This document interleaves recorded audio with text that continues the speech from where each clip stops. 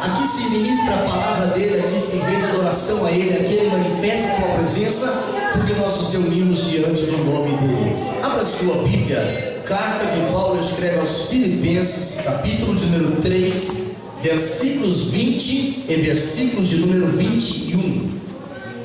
Vou esperar você encontrar.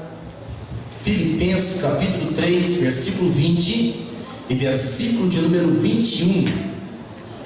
É muito maravilhoso no momento da leitura da palavra, da ministração, que tenha um mínimo de movimento possível, né?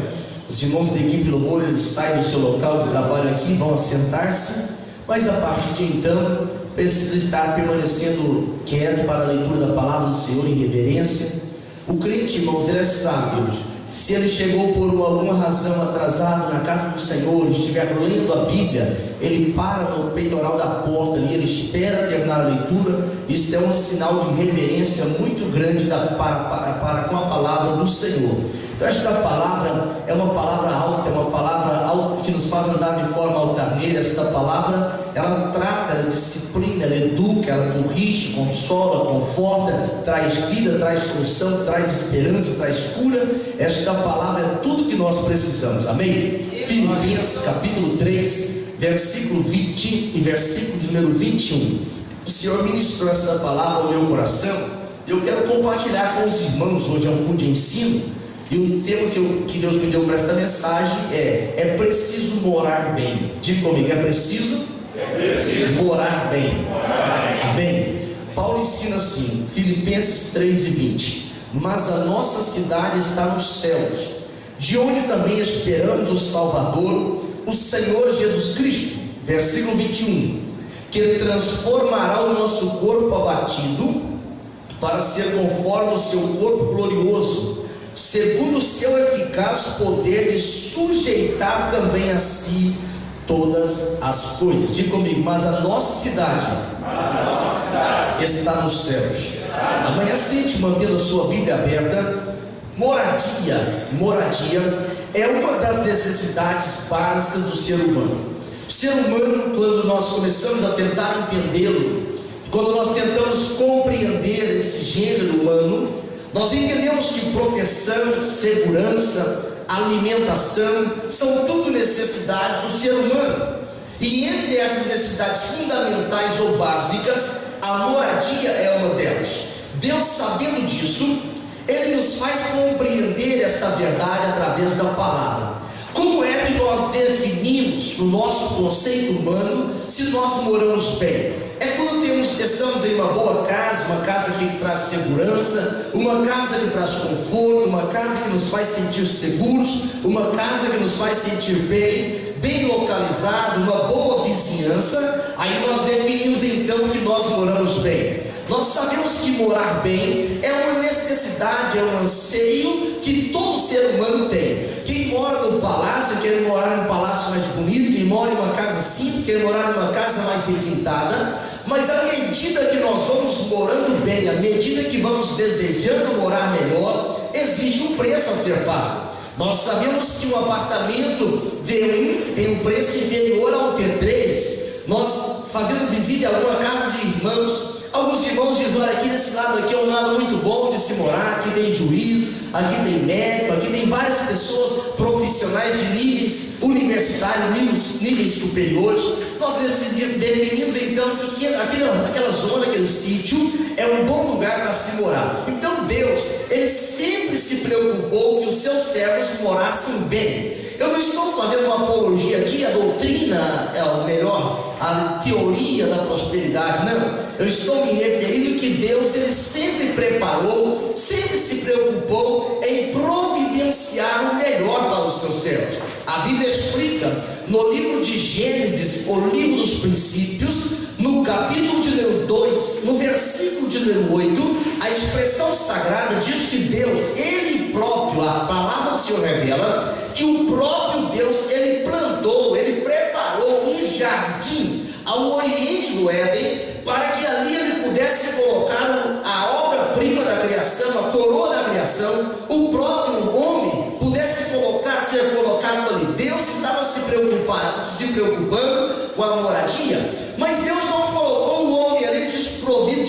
bênção, desprovido de recursos, desprovido de coisas que ele pudesse ter uma boa subsistência. Não, diz a Bíblia, no capítulo 2 do livro de Gênesis, no versículo 9 até o versículo 15, de Deus se preocupou em colocar no jardim, fazer brotar naquele lugar árvores frondosas, árvores frutíferas. A Bíblia diz que Deus, quando colocou no jardim essas árvores boas de se comer, dando condições ao homem de sobreviver, entre as árvores que Deus criou, Ele colocou duas árvores, e essas duas árvores, elas representavam a vida e representavam também uma decisão, uma atitude. Essas duas árvores eram colocadas no meio do jardim, a árvore da vida e a árvore do conhecimento do bem e do mal. A preocupação de Deus, o propósito de Deus é que o homem morasse bem. Não satisfeito ainda com o que havia criado, Deus ele manda um rio nascer no Éden. Este rio ele se divide em 4 braços, ele se divide em 4 partes.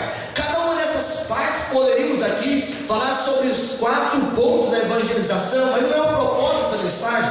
O propósito desse ensino é mostrar o quanto Deus se preocupa em proporcionar o melhor lugar para nós morarmos. A Bíblia explica que o primeiro rio que saía do rio de Deus, que saía do rio que brotava no jardim, é Pison. Esse rio aqui é conhecido como o rio onde tinha-se o ouro, onde tinha o bidélio, onde tinha pedras preciosas.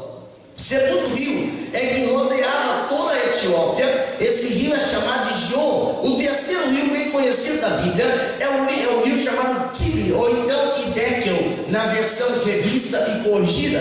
Esse rio, o terceiro rio que saiu do rio de Deus, é onde no capítulo 10 de Daniel, versículo 4, Daniel tem as revelações gloriosas dos últimos dias dos acontecimentos aqui nesta terra, os últimos acontecimentos da humanidade.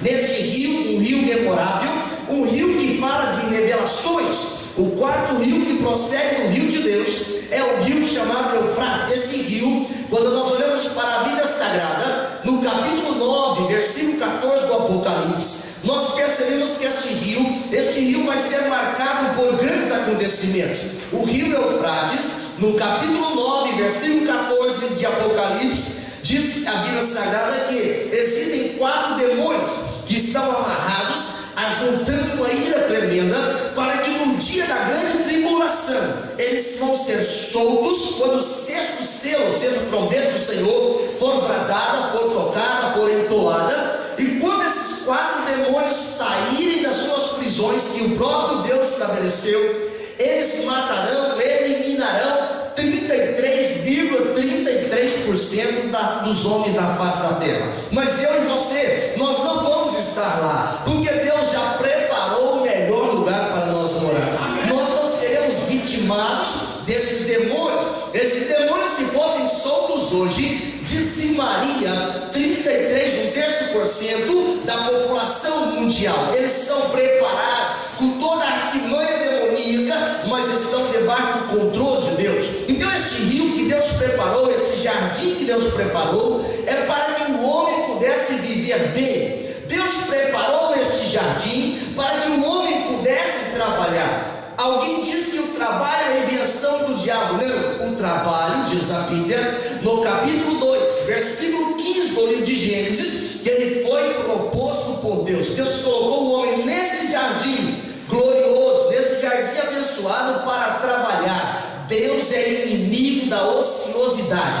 Deus é inimigo do descompromisso. Deus é inimigo da inércia. Deus é um Deus de movimento. Até no antigo concerto, a oferta para ser oferecida era preciso movimentar. Deus não ama, Deus não tem propósito com quem é parado. Deus quer que nós levantemos, que nós andemos, que nós prossigamos, que nós avançamos. No versículo 39 de Hebreus capítulo 10, ele diz: eu não tenho prazer em quem anda para trás, não tenho prazer naquele que retrocede. Então Deus criou o trabalho para o homem, sabendo que aquele cenário era o cenário ideal. O que aconteceu depois da queda foi que o trabalho agora não era executado no jardim de Deus, o trabalho era fora do jardim de Deus. Por isso da labuta do dia de hoje, do suor cotidiano, porque o homem desobedeceu, o homem decidiu morar no lugar que apetecia ao teu coração. o seu coração.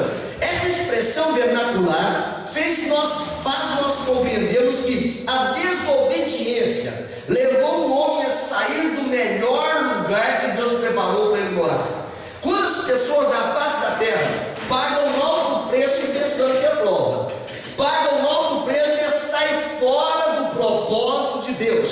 Deus manda ir para o leste, vai para o oeste. Deus manda ir para o norte, vai para o sul. Deus tem o melhor lugar para nós. O melhor lugar para se morar nesta terra não é a Europa, não é a América do Sul, não é o leste europeu. O melhor lugar é o centro da vontade de Deus, porque no centro da vontade de Deus tem resposta, no centro da vontade de Deus tem esperança, no centro da vontade de Deus tem solução, no centro da vontade de Deus tem gozo, no centro da vontade de Deus tem esperança.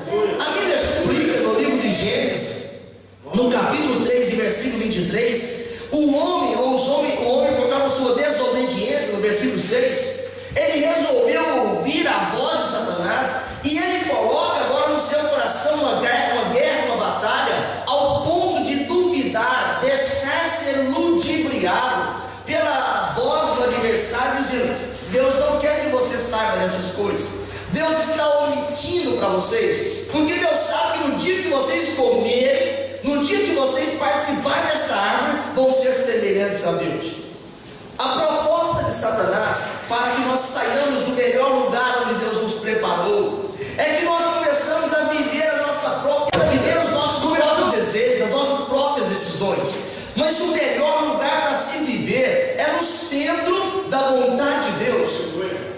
E esse melhor lugar, é um lugar que, quando eu olho para o livro de Gênesis, no capítulo 45, versículo 18, ele até pode ser o Egito, ele até pode ser um lugar onde não é a nossa pátria, mas a Bíblia diz lá no capítulo 45 de Gênesis, no versículo de número 18, que lá no Egito Deus preparou o melhor da terra para o povo dele. No Egito, eu nunca vi escravo mandar. Lá no Egito, o povo de Israel, o próprio faraó diz: vocês vão viver do melhor da terra do Egito. Gozem. Era um lugar extraordinário. Por isso, mesmo no Egito, Deus preparou o melhor lugar para eles morarem. Deus queria que o povo morasse bem. Deus queria que o seu povo vivesse bem. Deus tem esses propósitos.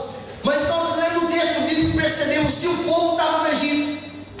Lá no Egito, agora cumprindo a profecia, 430 anos em especial, sendo mais exato, de escravidão. Mas a Bíblia diz no livro de Êxodo, no capítulo 3, no versículo 7, versículo 8, o próprio Deus diz: eu vi o sofrimento do meu povo, e eu desci. Deus não mandou intermediário, Deus não mandou anjo, Deus não mandou serafins, não mandou querubins. Deus diz que Ele mesmo desceu para levar o seu povo a uma terra que manaria leite e manaria mel. Sabe o que eu quero dizer nessa palavra? É que lá no Egito pode estar passando pelo sofrimento, mas quando nós clamamos, Deus nos leva a morar bem, Deus nos leva a viver bem. Esta expressão, que levaríamos para uma terra que mana leite e mel, ela não poderia se resumir às coisas naturais. Morar bem não se resume a morar no centro de Lisboa, não. Morar bem não significa morar em Alphaville, em São Paulo, também não. Morar bem significa morar na morada que Deus preparou para aqueles que Ele ama. Quando João está escrevendo palavras de Jesus no seu Evangelho, no capítulo 14, se nós atentarmos para o versículo 1, o versículo 2 e o versículo 3, ele faz nós compreendermos que a nossa ansiedade, ela não agrega valores. A nossa ansiedade não pode aumentar um palmo na nossa estatura. A nossa ansiedade, ela não pode acelerar o plano de Deus. A Bíblia diz: não se turbe o vosso coração. Credes em Deus, credes também em mim. Jesus está dizendo: na casa de meu Pai há muitas. Se não fosse assim, eu não vos teria dito: vou preparar-vos lugar, e quando eu for preparar, voltarei outra vez desejai vós também. Deus quer que nós moramos bem. Deus quer que nós tenhamos uma casa especial. Deus quer que nós tenhamos a oportunidade de andar em ruas especiais, ter carros especiais. E eu não estou me referindo a Ferraris e carros dessa vida. Eu não estou me referindo a apenas bens materiais, seria a mediocridade da mensagem. Mas eu estou me referindo àquilo que o próprio Jesus disse, o mesmo evangelista João escreveu. No capítulo 17 de João, no versículo número 28, ele fala assim: olha, onde eu estou, eu quero que eles estejam também. Sabe por quê? Entre as pessoas que caminham, que perambulam pela face da terra, existe um grupo diferente. Não é porque fala em língua portuguesa ou que fala em língua inglesa. É um grupo que é amigo de Jesus. Para ser amigo de Jesus, tem que fazer a vontade de Jesus, tem que obedecer os mandamentos, tem que obedecer os princípios da palavra do Senhor. Não adianta ser assistente do culto, não adianta ser assistente dos programas televisivos e religiosos, não. É preciso ser adorador. Para ser amigo de Jesus, tem que obedecer a palavra, viver a palavra, ser adorador. O amigo de Jesus, ele não consegue vir na casa dele e ficar sem adorar. Ele pode estar passando pela luta, pode estar passando pelo fogo, pode estar passando pela tormenta, mas quando ele começa a lembrar que o céu é melhor, que o céu é glorioso, que o céu não tem lágrima, que o céu não tem mentiroso, que o céu não tem enganador, que no céu não tem caluniador, que no céu não tem quem retrata. Lá no céu é o lugar que Deus preparou para aqueles que Ele ama. Se você pensa de ir para o céu, de glórias ao nome de Jesus. Essa cidade que nós lemos em Filipenses 3:20, a nossa pátria está no céu. É muito bom ter duas nacionalidades em qualquer lugar do mundo aqui, mas é melhor ter três, aleluia. É melhor ter a nacionalidade celestial. Sabe por quê? Porque quem tem a nacionalidade celestial, ele fala como Jesus, ele vive como Jesus, ele testemunha do reino de Jesus, porque ele se assemelha com o Senhor Jesus. O apóstolo Paulo, quando ele está ensinando a igreja de Corinto, no capítulo de número 11 da sua primeira carta, no versículo 1, ele fala assim: sede os meus imitadores, como eu sou de Cristo. A melhor forma de imitação é Cristo. Cristo é o modelo perfeito. Cristo é o modelo íntegro, integral, não tem sombra de variação, não depende do humor, do saldo bancário, não depende do humor do trabalho, não depende do humor do trânsito. Ele é sempre fiel, ele é sempre verdadeiro, ele é sempre repleto de equidade. Ele não me deixa sucumbir diante das provas. Ele diz que me toma pela mão direita, ele diz que me ajuda. Ele prepara o melhor lugar para nós morarmos. Quando Abraão estava com 99 anos, no capítulo de número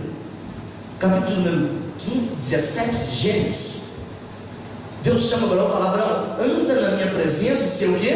Perfeito. Ser perfeito. O que Deus estava dizendo para Abraão: Abraão, vou te levar para morar num lugar onde os olhos naturais não compreendem aquilo que foi lido nessa noite da leitura oficial, 1 Coríntios capítulo 2, não é isso? No versículo de número 9 diz: aquilo que o olho não viu, o ouvido não ouviu, não subiu ao coração do homem, Deus preparou para aqueles que Ele ama. Mas a história de Deus não termina aqui. No versículo número 10, a expressão vernacular diz assim: Ele nos revelou pelo seu Espírito. Sabe por que Abraão ele saiu sem saber para onde ia? Não é que ele era irresponsável, não é que ele era aventureiro, não. A Bíblia explica no capítulo 11 de Hebreus, no versículo de número 10, é porque ele esperava uma cidade cujo artífice e construtor não era o Nimrod, não era Davi, não era nenhum dos construtores da época, nem era Jubal, não, mas o artífice e construtor era o próprio Deus. Nós sabemos que existem muitas coisas maravilhosas, coisas belas de se ver na área da construção. Nós sabemos que a engenharia arquitetônica, ela tem cada dia quebrado paradigmas, quebrado regras, para poder alcançar a beleza estética, mas nenhum lugar dessa terra, nenhum lugar deste mundo tem uma cidade tão bela quanto aquela que está chamada de Nova Jerusalém, que desce do céu adorado. Esta cidade é a cidade que Abraão ele esperava que ele pudesse morar. Quando eu olho para a Bíblia Sagrada, existem pessoas que estão freneticamente desesperados com as suas finanças, pensando como investir, onde investir. Jesus disse no capítulo 6, versículo 20 do Evangelho de Mateus, que o melhor lugar para investir é onde a traça e a ferrugem não corroem, é onde o ladrão não mina. Agora, onde existe um lugar nessa terra que o ladrão não mina, então o melhor lugar para nós morarmos não é nessa terra. O melhor lugar para nós morarmos não é nessa terra. Aonde é? Jesus ensina no capítulo 7 de Mateus, no versículo de número 14, o melhor lugar para morar. A porta é estreita, o caminho é apertado, e não são todos que encontram, não são todos que entram por ele. Se eu perguntasse aqui nesta noite, eu perguntasse em Lisboa, em alto e bom som, assim, quem quer ir morar no céu, sair desta crise, sair do sofrimento, é possível que muitas mãos estariam erguidas, mas para poder chegar lá, no melhor lugar para morar, é preciso entrar pela porta estreita, é preciso trilhar pelo caminho estreito e fazer parte do grupo dos escolhidos. Não é predestinação, não, escolhidos por Deus para poder chegar, porque a escolha é nós que aceitamos. Ele diz: olha, eu te chamo, eu te salvo, eu te perdoo, mas decidir acreditar no sacrifício da cruz é eu e você que temos a atitude para poder decidir. Quando João estava preso na ilha de Patmos, por causa desta palavra, por causa da morada que ele esperava, ele que escreveu o capítulo 14 do Evangelho, Palavras de Jesus. A Bíblia ensina no capítulo 4 do livro de Apocalipse, no versículo 1, esse João que tinha sido preso por causa da palavra, o crime que esse homem cometeu, segundo a própria Escritura revela no capítulo 1 de Apocalipse, versículo 9, ele diz: eu, João, me vi na ilha de Patmos por causa da... Fala assim, palavra. Por causa da palavra e do testemunho de Jesus Cristo. Esse era o crime que ele cometeu. Hoje não é difícil encontrar pessoas dispostas a viver do Evangelho. Não, está muito confortável. A igreja tem sido uma potência nesta área. Mas e morrer pelo Evangelho? Morrer pelo Evangelho é dispor a viver uma causa nobre, uma causa alta, cuja solução final, cujo resultado final é as mansões celestiais. E quero dizer uma coisa aos irmãos: quando a Bíblia fala que por se multiplicar a iniquidade, o amor de quase todos esfriariam, quando o Filho do Homem vier, vai encontrar na terra, é porque muitas pessoas estão se adaptando à terra, estão se adaptando ao governo da terra. Ao ser humano se adapta a tudo, o crente não se adapta aqui. O crente não se adapta aqui. O crente não pode compactuar com a pornografia da televisão. O crente não pode se compactuar com o engano. O crente não pode compactuar com as coisas desta vida que são desonestas, porque o Senhor te chamou para ser sal nesta terra. O Senhor te chamou para ser sal, e se o sal se tornar insípido, ele não serve para nada mais, a não ser jogado fora e ser pisado. Nem é por Deus, é pelos homens. Quando eu olho para a palavra do Senhor, a Bíblia revela que João, por causa desta palavra, capítulo 1 de Apocalipse, versículo 9, ele agora está em uma ilha a 90 quilômetros aproximadamente a oeste de Éfeso, por causa desta palavra, uma ilha prisão. E ao contrário, João já estava ancião, por volta dos 90 e tal anos de idade. Ele já era um ancião.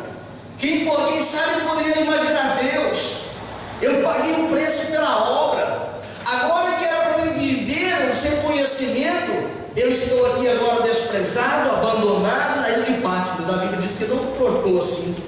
Diz a Bíblia que ele estava testemunhando, ele diz: eu ouvi, e ele aproveitou para escrever, ele aproveitou para aprofundar o relacionamento com Deus, porque ele sabia que a casa que ele ia morar, o ladrão não mina, a traça não corrói.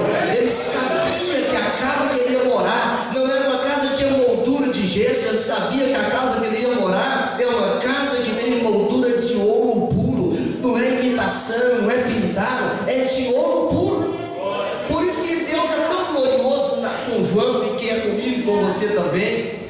capítulo 4 do livro de Apocalipse, versículo 1, ele nessa situação, que para muita gente era um desespero, ponto final, fim da linha, chegou, acabou. João começa a olhar para cima, ele viu que o céu tinha uma porta aberta. O céu havia uma porta aberta, Apocalipse capítulo 4, versículo 1. E quando ele olha para a porta aberta, uma voz soa do céu e fala para João: sobe para cá. Sobe para cá. Ai, pastor, que experiência eu queria ter como João teve. Aleluia. Podia ser na Ilha dos Açores, Ponta Delgada. Não, Deus te dá essa experiência também. Paulo ensina na carta aos Efésios, no capítulo de número 2, versículos 5 e 6, que ele nos fez assentar nas regiões celestiais com Cristo. O que nós precisamos compreender é aquilo que foi lido, 1 Coríntios capítulo 2, versículo 14, que o espiritual discerne todas as coisas, mas por ninguém ele é discernido. Espiritual com espirituais se define espiritualmente. Eu não posso imaginar ir para o céu sendo natural. Eu não posso imaginar ter esperança no céu vivendo de forma natural. Eu preciso viver de forma espiritual. É por isso que João, quando ele começa a olhar, receber este convite, ele entra em espírito ao céu, ele é convidado. A terra para ele agora já não significava nenhuma coisa. Já não significava mais nada. E diz a Bíblia que quando ele entrou, ele viu um trono, mas o trono não estava vazio. Diz a Bíblia que ele viu um trono e o trono estava ocupado. E em volta do trono, aleluia, quantos lugares nós conhecemos? As pessoas me perguntam por onde nós já andamos, falamos um monte de lugares, contamos de acontecimentos lá, contamos de histórias de lá, contamos de monumentos lá, mas como é o lugar que nós vamos morar? Como é o lugar que a sua fé está embasada, a minha fé está embasada? João, ele ouve agora o som, alguém estava cantando, um grupo estava celebrando, ele olhou para o trono, um personagem glorioso assentado. Havia um círculo de um brilho como esmeralda em volta do trono. Ele percebeu que a aparência do ser que estava no trono não era a aparência das beldades aqui da terra, mas era uma aparência de jaspe. Jaspe é o diamante, da sua forma reluzente. Ele nem podia fixar o rosto, nem podia fixar os olhos, tal é a grandeza daquela revelação. E quando ele está ali, ele viu que havia 24 anciãos em volta deste trono, representando os 12 patriarcas, representando os 12 apóstolos. Ele podia ver que havia uma representação gloriosa ali, e ele viu que deste trono saía fogo, desse trono saía relâmpagos. Esse é o lugar que Deus preparou para você. Esse é o lugar pelo qual o Senhor disse: eu vou preparar morada. Ele percebeu que diante do trono havia 7 Espíritos de Deus. O profeta Isaías, ele já havia revelado no capítulo de número 11 e no versículo de número 2, não é que existe 7 Espíritos Santos, ali fala da sétupla manifestação do Espírito Santo: o Espírito da sabedoria, o Espírito do conhecimento, o Espírito do temor do Senhor, sétupla manifestação do Espírito Santo. E João, quando começa a olhar por isso, o Senhor deixa ele ver agora que havia um mar. Esse mar era um mar de vidro, um mar semelhante ao cristal. Ele percebeu que em volta do trono também tinha 4 animais cheios de olhos, com 6 asas, seres tremendos. E eles diziam assim: olha, santo, santo é o Senhor, o Todo-Poderoso que era, o Todo-Poderoso que é, o Todo-Poderoso que há de vir. Quando eles celebram no versículo de número 8, diz a Bíblia que enquanto eles davam glória, enquanto eles davam honra, enquanto davam ação de graça àquele que estava sentado sobre o trono, os 24 anciãos se rendem, lança suas coroas de ouro e começa a dizer: receba glória, receba honra, receba poder, porque tu criaste todas as coisas e por tua vontade são e foram criadas todas as coisas.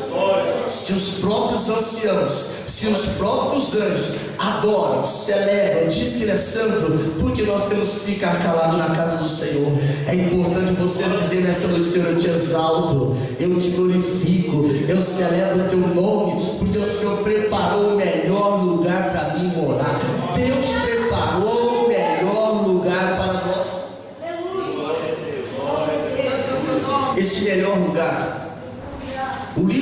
Apocalipse, no capítulo de número 21, versículo 1, diz a Bíblia que esse lugar vai ser um lugar tão glorioso que a terra e o céu hoje existente vai deixar de existir. Vai cumprir a profecia da palavra, não dos maias, não dos articulistas, não da senhora White, mas da palavra de Deus. Da palavra de Deus. A Bíblia diz que Ele, o que criou a primeira vez, vai criar de novo novos céus e nova terra. João viu o novo céu e a nova terra. O que eu estava testificando era de coisas novas. Como será o novo céu? No livro do Apocalipse, no capítulo 21, versículo 4, eu quero que você visualize pela fé. Lá o Senhor enxugará dos seus olhos todas as lágrimas. Aqui nós choramos. Tem gente que não consegue chorar. Eu não consigo chorar, só choro por dentro. Outros já conseguem ter o privilégio de exteriorizar isso. Eu falo que eu tenho inveja santa de quem chora. É uma inveja santa. Eu fico tão maravilhado de ver uma pessoa chorar na presença do Senhor, ele levantar a mão e celebrar, glorificar as lágrimas. Isso é coisa gloriosa. Eu não consigo. Por dentro da minha alma está celebrando, está regozijando, mas não consigo exteriorizar esse sentimento. Mas a Bíblia diz que lá no céu Ele vai enxugar as lágrimas do sofrimento. Aqui o crente passa por sofrimento, aqui o crente passa por luta. Tudo quanto é promessa de dizer assim: olha, se você ficar vindo na nossa igreja, ficar crente, acaba todo o teu choro, acaba tudo. Isso não é promessa do Evangelho. A Bíblia diz que no mundo nós teríamos aflições, mas fala: fica animado, fica fortalecido, porque eu venci o mundo. Quando Paulo está ensinando a igreja de Roma, no capítulo 8, versículo 18, ele diz: a presente tribulação não é nem para comparar com a glória que em nós vai ser revelada. É lá no céu que o Senhor vai enxugar dos seus olhos as lágrimas. É lá no céu que o Senhor vai tirar todo o sofrimento. É porque aqui há morte, lá não tem morte. Aqui há luto, lá não tem luto. Aqui há pranto, lá não tem pranto. Lá não tem clamor, lá não tem dor, porque as primeiras coisas já se passaram. Coisas que causam aflição. Sabe por que as pessoas choram hoje? Sabe por que o luto existe hoje? Sabe por que as enfermidades existem hoje? É porque o homem pecou. Então, no capítulo 3 é a ponte profética, né? Do livro de Gênesis, versículo 23, o homem peca. E aí Paulo ensina no 3 e 23 de novo, porém de Romanos: todos pecaram e destituídos estão da glória de Deus. O resultado do pecado ele sofre na pele, sofre na carne. Mas o apóstolo Paulo, quando ele fala à igreja de Filipos, no capítulo 3 e versículo 21, ele fala: mas ele transformará o nosso corpo em um corpo semelhante ao corpo de Jesus, que vai poder desfrutar, que vai poder viver a plenitude da glória, a plenitude do amor de Deus, a plenitude do cuidado de Deus. É por isso que não tem espaço para luto, não tem espaço para sofrimento, não tem espaço para tristeza, não tem espaço para angústia. Este lugar não é a ilha da fantasia, este lugar é uma realidade espiritual para aquele que crê. E na palavra do Senhor, traz a sintomática toda daquela gente que vai morar no céu. Se você faz parte deste grupo, levante a sua mão para o céu e dá um brado de glórias ao nome do Senhor. Senhor, eu estou aguardando apenas o meu tempo, eu estou aguardando apenas a minha oportunidade, porque este lugar é um lugar extremamente glorioso. Este lugar não admite desanimado, este lugar não admite perdedor, este lugar não admite negligente. O apóstolo de João escreve no capítulo 21, no versículo 7 de Apocalipse, diz: ao que vencer. João está vendo aqui, João começa a dizer: estou vendo, Senhor. Está vendo como o trono é glorioso? Estou vendo. Está vendo como o rio da vida é glorioso? Está vendo como o mar de cristal é glorioso? Está vendo? Estou vendo, Senhor. Está vendo os anciãos glorificando? Estou vendo. Ele diz: ao vencedor, Apocalipse capítulo 21, versículo 7, vai herdar todas as coisas. O melhor lugar para morar é na presença de Deus. Não é para período de férias, não é período para estação de temporada, mas é por toda a eternidade. Aonde eu estou, Jesus disse, estejam também. Quem quer estar com Jesus, diga glórias a Deus. Pastor, eu queria mirar no céu. Quem gostaria de caminhar pelo céu, diga glórias a Deus. Vamos caminhar pelo céu. Vamos caminhar pelo céu. Aleluia. Esta palavra é tão gloriosa. Quando João está na ilha de Pátmos, tendo as revelações do Apocalipse, diz a Bíblia Sagrada que ele começou a entrar na presença do Senhor. O Senhor disse: João, vou te mostrar um glorioso. Você já viu que o trono é glorioso? João, já viu que as coroas dos anciãos é tudo de ouro? Já viu que todo mundo está dizendo: santo, recebe uma alegria? Já vi. Agora vamos subir mais alto, E João começa a subir agora um monte muito alto, diz a Bíblia. E João começa a contemplar algo glorioso: a nova Jerusalém. A nova Jerusalém, a descer do céu. Não é uma coisa criada aqui na terra, não é uma coisa de engenharia humana, é uma coisa de engenharia divina. Diz a Bíblia Sagrada que João viu que a glória de Deus inundava a cidade. Esta glória inundava a cidade. A primeira coisa que ele viu na cidade, de ouro puro. Não era de ouro imitação, era de ouro original, ouro do céu. No capítulo 21, versículos 8 de Apocalipse, a Bíblia diz que João viu que a cidade tinha a glória de Deus. No versículo 11 em especial, ele diz: a cidade era cheia da glória, porque ela ocupava, ou ela recebia o trono de Deus. Quando João viu no livro de Apocalipse, capítulo 22, versículo 3, ele viu que a cidade tinha também o trono de Deus.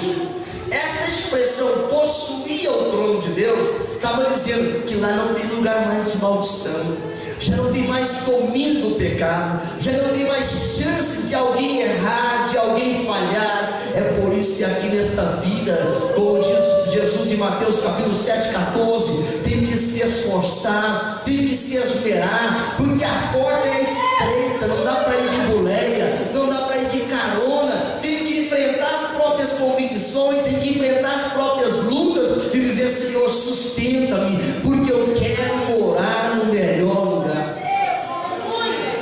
Fala comigo. João viu o trono e viu que o trono estava ocupado. João começou a olhar assim agora as muralhas da cidade. Ele começou a olhar e viu que tinha 12 portas de pérola. Não era pregado de pérolas, não, era inteiriço. Olha que coisa gloriosa, uma muralha que tinha 12 portas de pérola. Que brilho, reflexo do brilho da glória de Deus naquelas pérolas. Mas as portas estavam abertas. Diz a Bíblia que tinha 12 anjos, não era para guardar, para proteger, não. Eram 12 anjos que estavam dizendo assim: olha, vinde bendito do Pai, entra no reino. As portas estavam abertas para dizer assim: o acesso está liberado, o véu foi rasgado. As portas, João viu que estava aberto, é para dizer que quando nós estamos em Jesus, confiamos no Senhor, obedecemos a palavra do Senhor, essa cidade é para nós. Fala comigo, a cidade é para nós. O melhor lugar de morar, a cidade é para nós. Quem sabe João preocupou, mas e a noite? O ser de João aqui não tem noite. Aleluia. A cidade não tem noite. As portas não se fecham nem de dia nem de noite, porque não tem noite. Mas a glória de Deus ilumina a cidade. A muralha não era de pedra comum. Diz a Bíblia que ela tinha 64 metros de largura. Sabe qual que era o mineral? Diamante, jaspe, aleluia, xarabalabasucas. 64 metros, aleluia, linear, medida de diamante. A cidade que Deus preparou para nós morarmos não é 64 milímetros, 64 metros de diamante. Pedras de pérola, pedras, portas altas de pérola, melhor dizendo. Uma cidade tem 12 fundamentos. A Bíblia diz que essa cidade, o fundamento é jaspe, é safira, é calcedônia, é esmeralda. Diz a Bíblia que é sardônica, sárdio, crisólito, berilo, topázio, crisópraso, jacinto e ametista. 12 fundamentos. João viu que essa muralha era gloriosa. Jesus disse para João: João, tem mais ainda. Ela tem uma praça de ouro puro, como vidro transparente. Eu nunca vi um ouro como vidro transparente, mas se a palavra diz que tem, é porque tem. E ele diz: olha, ninguém nunca viu, não tem nada semelhante. Apocalipse capítulo 21 e versículo número 21. Pastor, mas a árvore, eu quero saber da árvore. Apocalipse capítulo número 22, diz a Bíblia Sagrada que a árvore da vida está lá. Ela não desapareceu. As pessoas que estão trabalhando na arqueologia nunca a encontrarão, mas aquele que for ali às 22:2 vai poder ver a árvore da vida. Essa árvore, ela traz saúde para as nações. Essa árvore, as suas próprias folhas curam. Mas uma coisa que João viu: lá não tinha templo, lá não tinha catedrais, lá não tinha igreja, lá não tinha salões de reunião. A Bíblia diz que o próprio Deus, Apocalipse 21 e 22 diz: o próprio Deus é o seu templo. Lá não tem noite, a cidade é iluminada pela glória de Deus. João já estava impressionado, mas Deus diz: tem algo mais ainda. No livro do Apocalipse, no capítulo 22, versículo 1, João viu que tinha um rio de água viva. Um rio de água da vida. Aquele rio de Jesus falou assim: quem crê em mim, com a escritura, rios de água viva fluirão no seu interior. Ele estava falando do Espírito, esse Espírito que produz vida. Esse rio da vida do céu, ele fala que ele matará sempre a nossa sede. Esse será um rio que é claro como cristal, que procede do trono de Deus. Pastor, não vamos ter vizinhos indesejáveis? Não vamos não. Lá nesse lugar é o melhor lugar de morar, porque a vizinhança é boa. Fala comigo: a vizinhança é boa. Livro do Apocalipse, no capítulo 21, versículo 27, a Bíblia diz que lá não tem contaminação, lá não tem abominação e nem praticantes da mentira. Meu Deus do céu, que lugar glorioso! Dá para confiar em todo mundo, dá para confiar em todo o sistema do governo ali, dá para confiar em tudo, porque o lugar não tem mentiroso, não passa pelo crivo. Mas a Bíblia diz no capítulo 21 e 27 de Apocalipse que tem que estar no livro das inscrições, chamado livro da vida. Quem tem o nome escrito no livro da vida, diga glórias a Deus.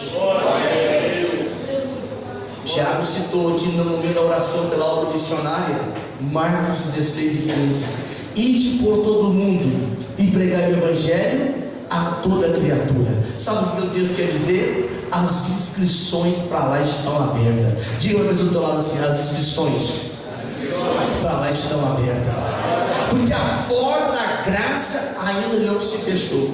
Mas essa árvore da vida não se toma posse de qualquer maneira. Diz a Bíblia em Apocalipse 22 e 14 que os bem-aventurados que participam da árvore da vida, eles têm as suas vestiduras lavadas pelo sangue do Cordeiro, e só entram na cidade pelas portas. A cidade santa não vai de boleia. Tem uma música de um cantor que diz que é evangélico. Ele diz que no céu quer entrar nem que seja de carona. No céu não entra de carona. Para poder chegar ao céu, tem que negar a nós mesmos, tem que renunciar tudo, senão não pode ser discípulo de Jesus. Se não for discípulo de Jesus, não entra lá. A Bíblia diz em Apocalipse 21 e 8 e 22 e 15 que tem um crivo muito forte para entrar lá. Não entra de qualquer maneira no céu. Tem uma ideologia maligna no Brasil que espalhou pelo mundo, que todos os caminhos levam a Deus. Não, Jesus disse no capítulo 14 de João, versículo 6, diz: eu sou o caminho, eu sou a verdade e eu sou a vida. E Apocalipse 21 e 8 e 22 e 15 fala que não entra lá os cães. Essa palavra cães não está falando o cão de Portugal, não, o cachorro do Brasil, não. Está falando de pessoas de mente impuras. A expressão cães em Apocalipse capítulo 22 e 15 está falando de pessoas de mente impura. Como que a minha mente pode ser pura? Paulo ensina na carta aos Romanos, no capítulo 12 e no versículo 2: não vos conformeis com este mundo, mas transformai-vos pela renovação da vossa mente, ou do vosso entendimento, depende da versão. O que Paulo está ensinando ali é que para poder entrar no céu tem que ter uma mente pura, uma mente que gasta tempo com as novelas, com as pornografias da televisão, com coisas que não edificam. Ela vai produzir pensamentos impuros, ela vai produzir pensamentos cobiçosos, pensamentos de soberba, de concupiscência. Então não entra no céu. As leituras que não edificam, as revistas de fofocas, as revistas de coisas antibíblicas, elas produzem imaginações impuras, não entra no céu. Fica de fora os crentes, fica de fora os feiticeiros, fica de fora os que se prostituem, que vivem relações sexuais ilícitas, fornicações, fica de fora os homicidas. Pastor, quem suicida? Fica de fora. O céu não tem lugar para quem suicida, porque ele fere frontalmente o mandamento: não matarás. Ele tirou a sua própria vida. Satanás, ele tem lançado um dardo maligno, em especial na Europa, que o suicídio é a solução. O suicídio leva o indivíduo direto à condenação eterna. O suicídio é uma covardia contra o plano redentivo de Deus. A pessoa está cortando a sua própria oportunidade. O suicídio é um caminho para a condenação eterna. Não entra no céu quem comete suicídio. Não entra no céu quem mata. Não entra no céu quem é idólatra. Pastor, lá em casa não tem nenhuma imagem. A avareza é uma idolatria. O amor ao dinheiro é uma idolatria. Há uma tendência natural de que prosperidade financeira é sinônimo de prosperidade espiritual. Não estou dizendo que todo rico é impuro, todo rico é pessoa descolorida, é absoluto que não, mas não tem essa associação, não tem essa base doutrinária. Jesus não tinha onde reclinar a cabeça, ele é dono do céu, aleluia. Ele não tinha onde reclinar a cabeça, mas é dono do céu. Por isso que ele diz: na casa do meu pai, lá eu mando. Lá na casa do meu pai, eu vou preparar-vos morada. Então o avarento não entra no céu, o tímido não entra no céu, o incrédulo não entra no céu, quem ama e pratica mentira não entra no céu. Pastor, onde vai morar? No pior lugar desse universo. A Bíblia diz que esse grupo, para ele está reservado o lago de fogo, mas para aqueles que temem o nome do Senhor, aqueles que andarão de branco diante dele, há uma terra gloriosa, o melhor lugar de morar, o céu. Você está sendo preparado para ir para o céu. Eu estou sendo preparado para ir para o céu, porque o céu é o final. O final não é ter residência aqui, o final é o céu, é ter residência lá. Esse corpo que você está tabernaculando nele, isso que é mortal, vai se revestir da imortalidade. Isso que é corruptível, que te faz sentir dores, que faz sofrer de artrose, de constipação, isso vai ser transformado em um corpo incorruptível, e nós subiremos às mansões celestiais. Pastor, mas eles que já morreram, Paulo diz: nós não somos como aqueles que não têm esperança, mas nós somos aqueles que creem na conservação da alma. Consolam um ao outro. Senhor, Jesus está voltando, Jesus vai voltar. 2013 para muita gente é o ano da casa própria, não tem nenhum pecado nisso, mas para aquele que serve o Senhor e é espiritual, 2013 é o ano de aprofundar o relacionamento com Deus, é o ano de conhecer o céu melhor pelo lado de dentro, é o ano de saber mais sobre o lugar que nós vamos morar, é o ano de falar mais sobre este lugar glorioso, porque o mundo jaz no maligno, mas nós andamos nas regiões celestiais. Amém. Quem pode dizer ora vem Senhor Jesus, fica de pé. Quem pode dizer ora vem Senhor Jesus, fica de pé.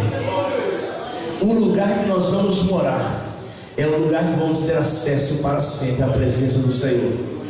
Um dia o irmão me disse: pastor, acho que eu não quero ir para o céu vai ser muito monótono. monótono é um lago de fogo, monotonia do sofrimento eterno. Mas o céu, cada dia glorioso, cada dia inefável, cada dia com revelações extraordinárias. Aquilo que o olho não viu, o ouvido não ouviu, nem subiu ao coração do homem, Deus reservou para aqueles que o amam. E este povo está aqui. Ser fiel até o fim. Pague o preço da santificação, pague o preço da presença do Senhor. Nós estamos em uma campanha pela leitura bíblica e um ano, por toda a igreja.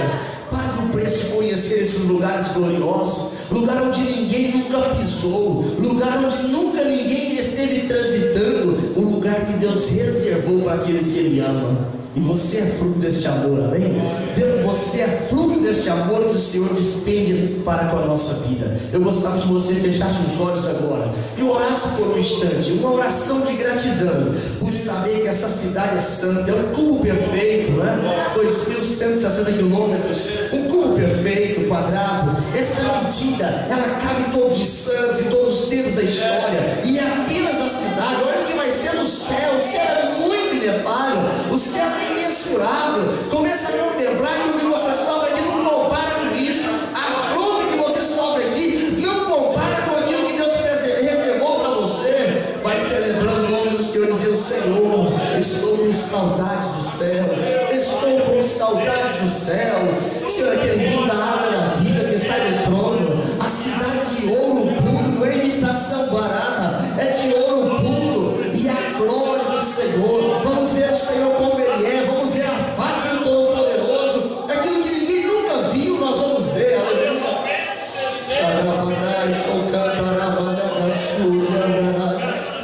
Senhor, é por causa deste céu que homens foram cerrados pelo meio, é por causa deste céu, Senhor, que mulheres tiveram seus filhos mortos, é por causa deste céu que Tiago foi morto à espada, é por causa deste céu que Pedro foi crucificado de cabeça para baixo, é por causa deste céu que Tomé foi morto em um forno de fogo ardente, espetado por sacerdotes hinduístas, Senhor.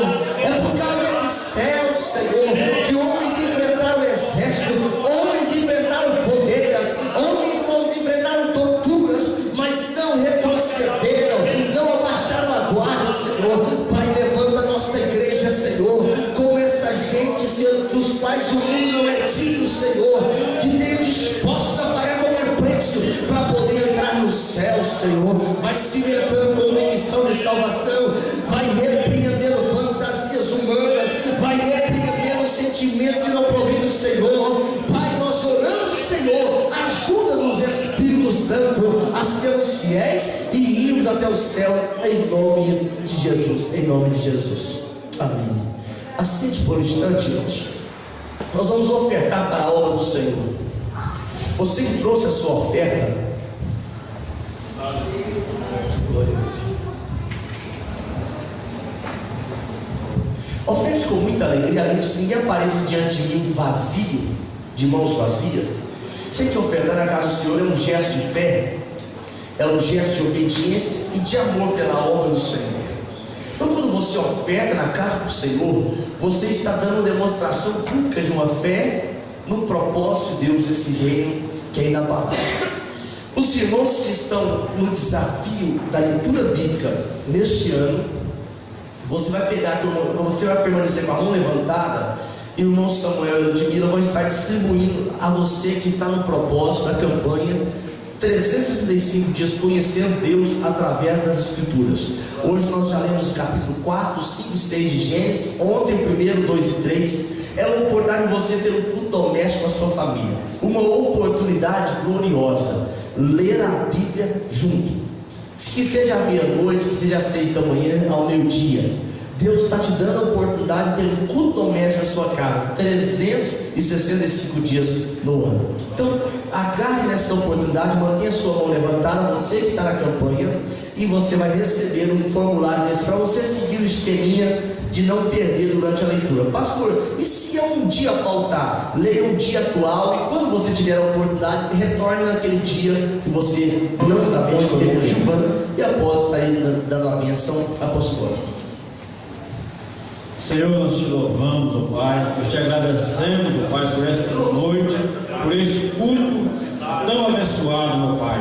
Nós te louvamos por tudo que o Senhor tem feito em nossas vidas, Pai. Deus, em nome de Jesus, queremos, Senhor, aleluia, te louvar nesta noite, Pai. Põe um propósito, Deus, no coração da tua igreja, Pai, para estar estudando a tua palavra. Em nome de Jesus, neste ano, Senhor, durante este ano, Pai. Ó, Senhor, queremos te entregar as tuas mãos. Ah, Senhor, a jovem Nayara que está, Senhor, é enferma, Pai. Venha curar, Senhor, aquela enfermidade. Cura minha neta também, Senhor. Em nome de Jesus, ó Pai. Oh, Senhor, leva teu povo em paz.